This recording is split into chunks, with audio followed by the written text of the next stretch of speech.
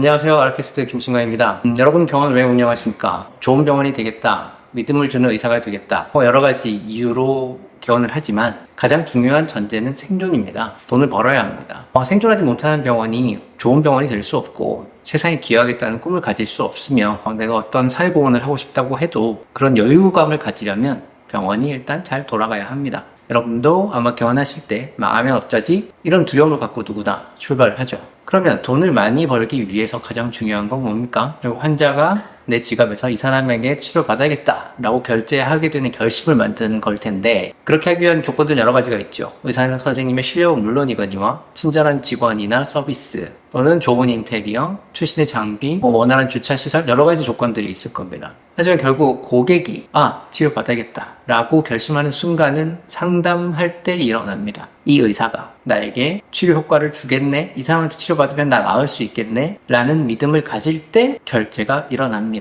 그걸 치료 동의율이라고 하고, 그러면 우린 치료 동의율을 높이는 것이 가장 병원을 돈을 많이 벌게 하는 핵심적인 수단이 되어야 되겠죠. 그럼 어떻게 돼요? 말빨이 좋아야 돼요? 물론 말빨이 좋으면 좋죠. 잘생기면 좋아요? 잘생기면 좋죠. 하지만 그거는 타고나는 거고 누구나 바꿀 수는 없는 거예요. 그럼 현재 내가 가지고 있는 조건에서 치료 동의율을 가장 높이기 위해서 상담 스킬을 높이려면 어떻게 해야 됩니까? 딱 한 가지입니다. 여러분이 갖고 계신 진료 과목을 한번 정리해 두시고 그걸 조리 있게 말하는 연습을 꼭 하셔야 한다고 말씀드리고 싶습니다. 자, 과목별로 예를 들어볼까요? 자, 피부과는 미백, 색소, 여드름, 제목 이런 것들이 있을 거고, 여성의원 같은 경우는 월경, 성병, 갱년기, 발경기 등등이 있을 겁니다.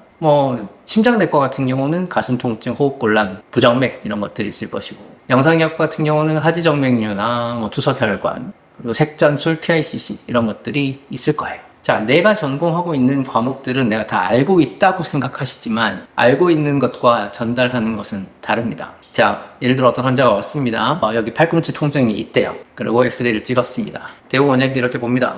엑스레이상은 별 이상 없고요. 제 생각엔 체중협만 맞으시면 될 것 같아요. 체중협 받고 일주일 후에 봅시다 하고 내보냅니다.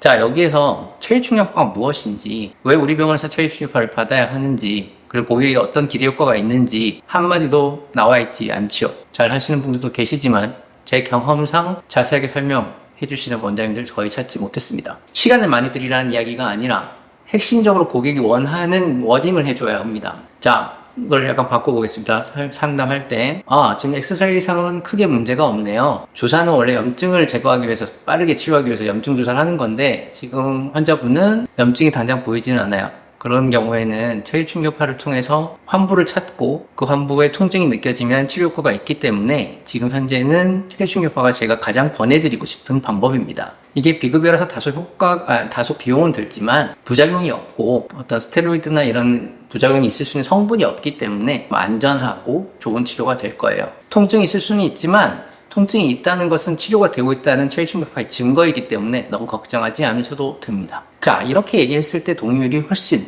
높아지겠죠. 의사가 아닌 제가 이렇게 나름 조리 있게 이야기할 수 있는 이유는 수많은 원장님들과 함께 이야기를 나누면서 체위충격파란 뭐고 자신은 어떻게 치료할 거 하는 얘기를 제가 수도 없이 들었기 때문에 제 머릿속에서 어느 정도 정리가 되어 있는 겁니다. 이렇게 정리해서 환자의 동의를 이끌어내기 위해서 내가 해야 할 핵심 단어가 무엇이고 핵심 효능이 무엇이고 왜 우리 병원에서 받으면 좋은지를 여러분들 나름대로 리스팅을 해보고 원고를 써보고 말로 내뱉는 연습을 하지 않으시면 진료 상담 스킬이 높아질 수가 없습니다. 그건 나의 그냥 개인기에 의존하게 돼요. 나의 매력만 가지고는 치료 동의가 이렇게 높낮이가 있을 수밖에 없어요. 확실하게 끌 수 있는 자신의 키 메시지를 가지고 가질 때는 자신감도 달라지고 태도도 달라집니다. 이렇게 진료 정리를 한번 해보시면 원장님 스스로 자신감을 갖게 됩니다. 제가 컨설팅을 할 때 원장님들한테 반드시 과제를 드립니다. 자신의 진료 과목을 리스팅을 해보고 나에게 아무것도 모르는 일반인이라고 생각하고 설명을 해달라. 당신의 진료 과목을.